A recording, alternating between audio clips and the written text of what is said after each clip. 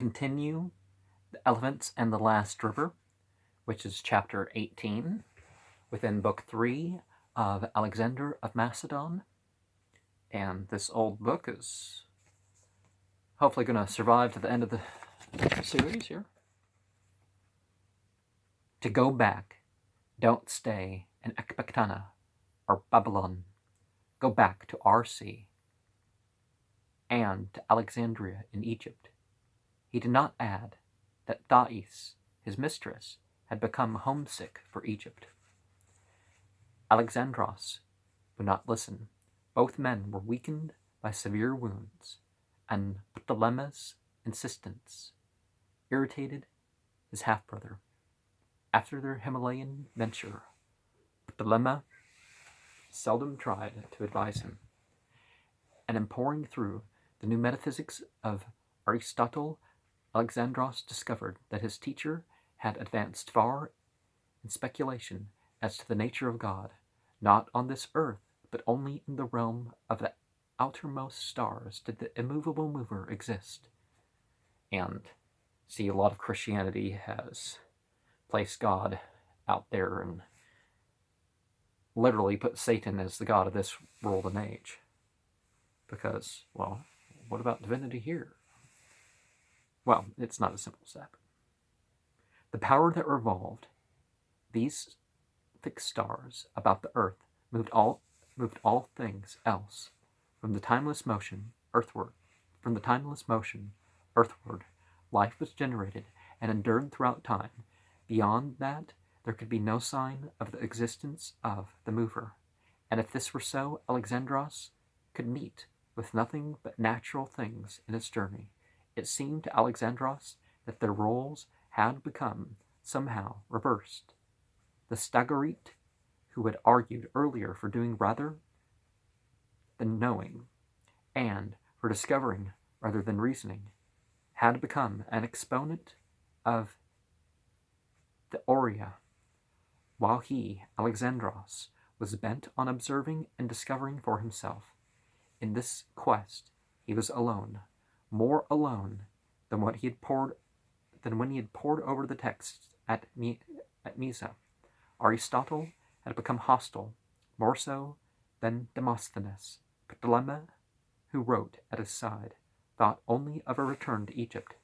At home, the philosophers, after reading Callisthenes, attributed his continuing success to a whim of fortune, to be ended by catastrophe as soon as fortune rejected him.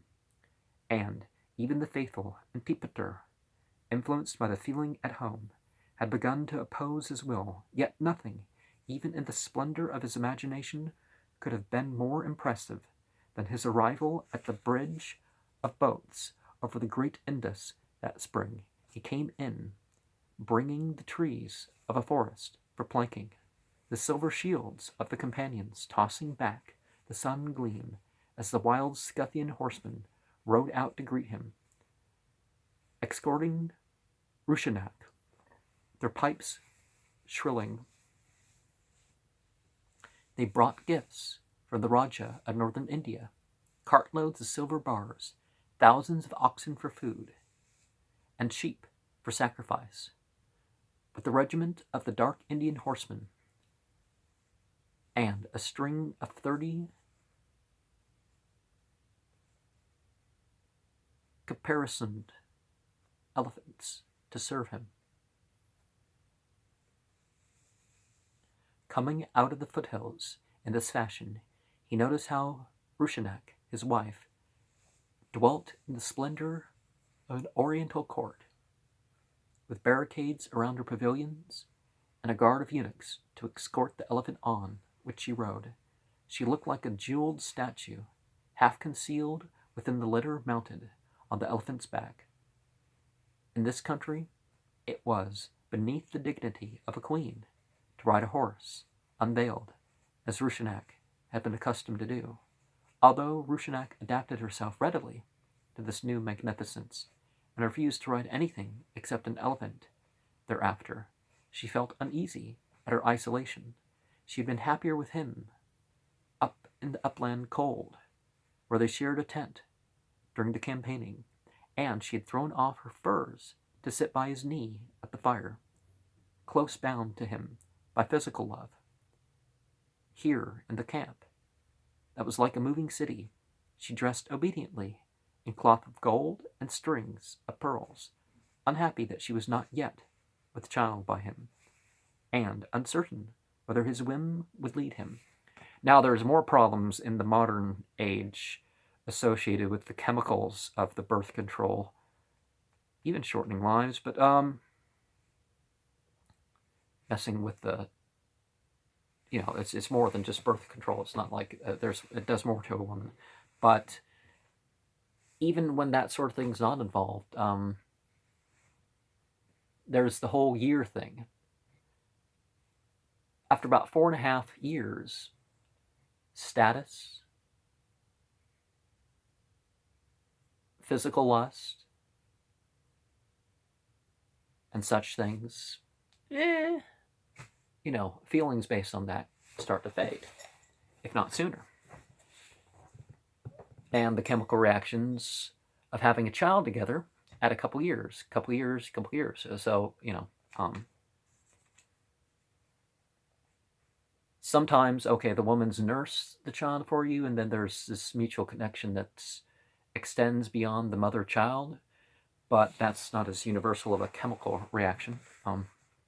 Alexandros' first whim was to go elephant hunting, guided by the Indians.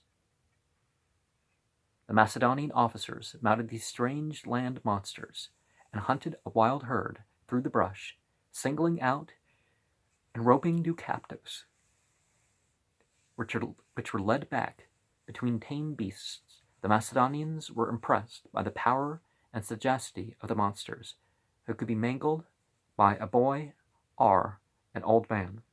They watched the tame elephants dance. One of them clashed a cymbal held in its trunk against the 2 other cymbals, fastened to its forelegs, while the others moved around, lifting their legs in time. In battle, if a driver is wounded, Seleucus Nicator explained, his elephant will stand over him to protect him.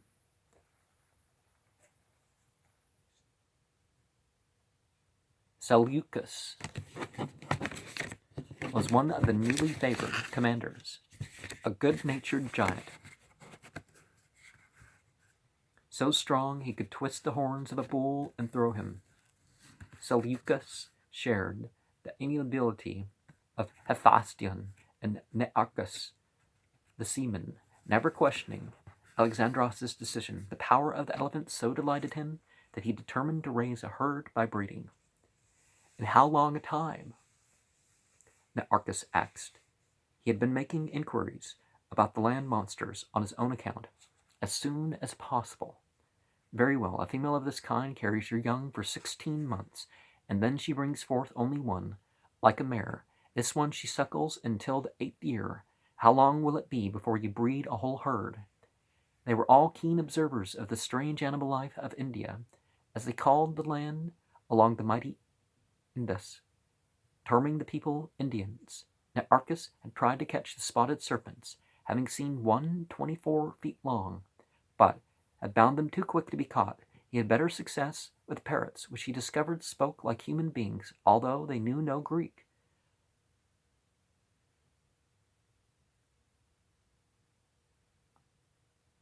Onesicritus swore that he had seen an ant as big as a fox digging gold out of the ground.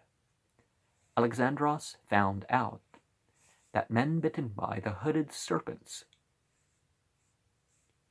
those resembling the images on the heads of the pharaohs of Egypt, all died of the bite. He assembled in a tent Indians who knew cures for snake bites, and issued orders for all men bitten by the hooded snakes to hurry to this tent. He was amused by the story of Peucestas' encounter with the beautiful little men of the forest. Peucestas had been taking his command through a jungle path when missiles were thrown at the soldiers from the treetops. Immediately the brigadier had deployed his men. The brigadier had deployed his men among the trees, only to have stones and nuts rained down on them by these little people dressed in skins in spite of heat. They are not men, Nearchus explained, but beautiful animals who have learned to imitate man.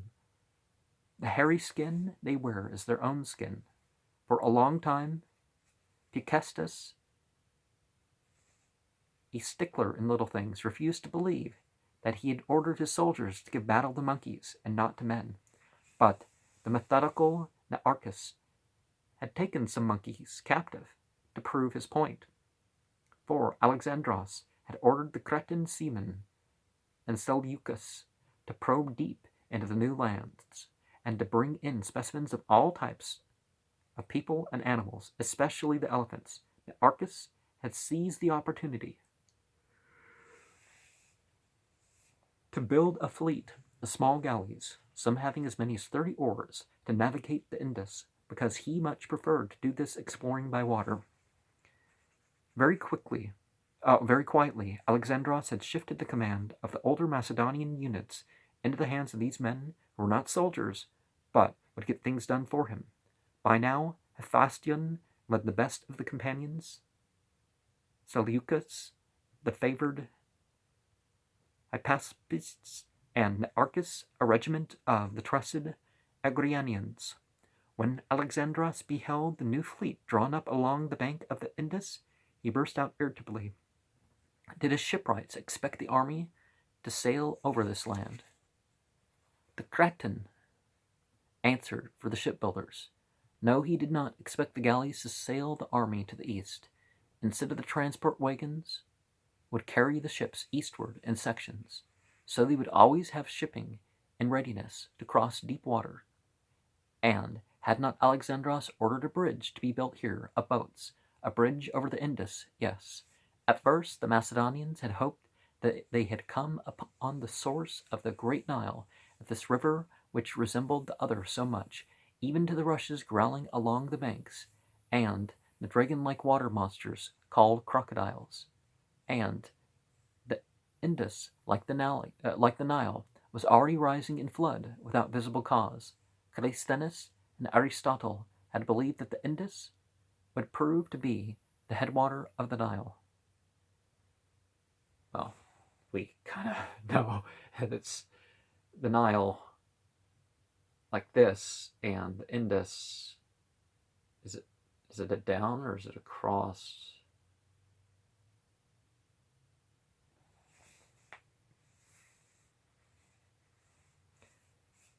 Herodotus had declared that the land of Egypt was a gift of the Nile, being formed out of alluvial deposits brought down from an unknown region by the yearly floods, and at first glance the soil along this river seemed to be banked up in the same manner.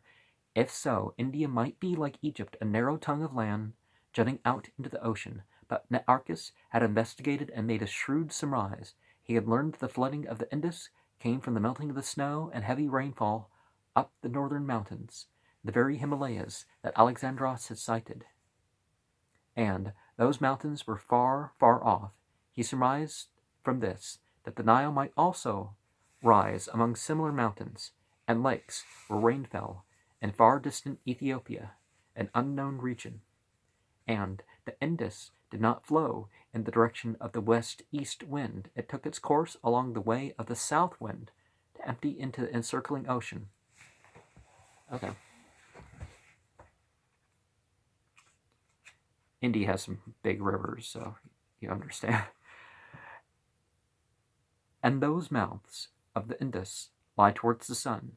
Nearchus ended calmly. 6,000 stadia from here are, so these barbarians say. That meant, in spite of the rushes and crocodiles, that the Indus could have no connection with the Nile.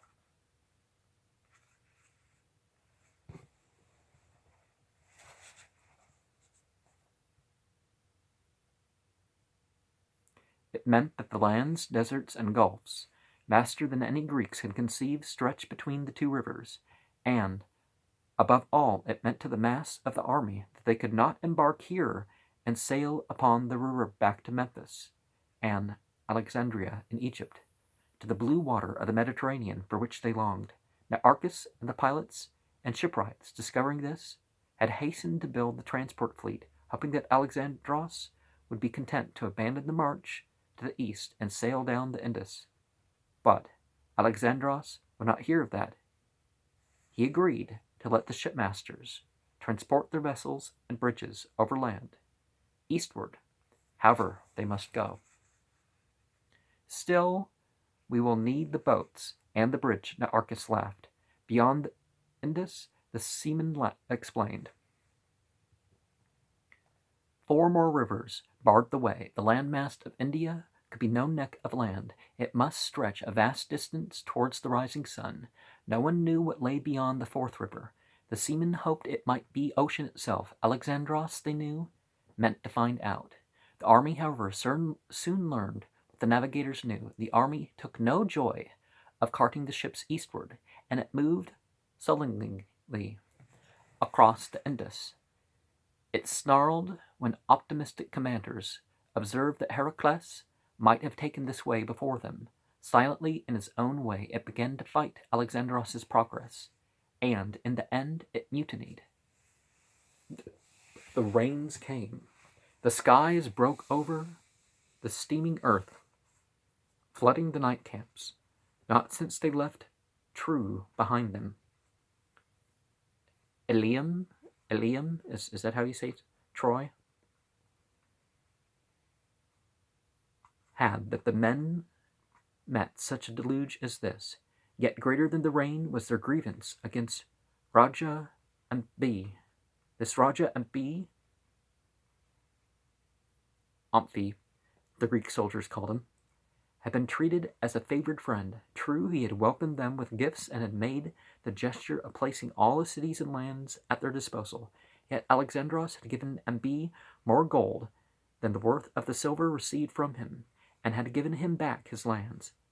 Hephaestion merely built the usual fortified road towns along the line of march, in which invalid soldiers and refugees were settled. Alexandros treated the Raja like an equal, forbidding the troops to pillage this northern India.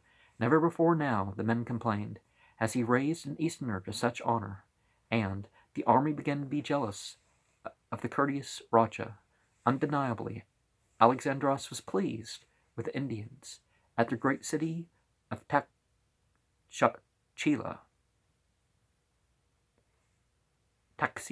in the Greek writing. He ordered games to be held and sacrifices to be made and celebrated in the friendship between his now heterogeneous people and these Indians. They were Aryans, he discovered, who had drifted down at the northern plains in patriarchal clans. Like the Iranians, they had been cattle raisers, keeping only one wife, worshipping at the sacred fire, reverencing their god of the upper air, whom they had named Indra. Now, Indra also is one that we don't have to so personify, but, gender and other things that would at the very least imply limits. The noble caste, as with the Macedonians, was the warrior caste, the Kshatriya. Their priest, the ascetic Brahmins, who taught, as the priest of Kurush had taught, the Iranians, that it was evil to take life in any form, to deceive others, and to struggle to gain property on this earth. Both warrior and Brahmin castes held themselves aloof from the darker-skinned aborigines of the land. These members of the higher castes Alexandros treated as equals, enlisting Raja Amphi's horsemen to serve with the companions. On their part, the Indians accepted Alexandros readily as overlord, calling him the European king of kings, but disliked the Macedonians, terming them barbarians, Yavanas, herdsmen, and Balkan mountaineers.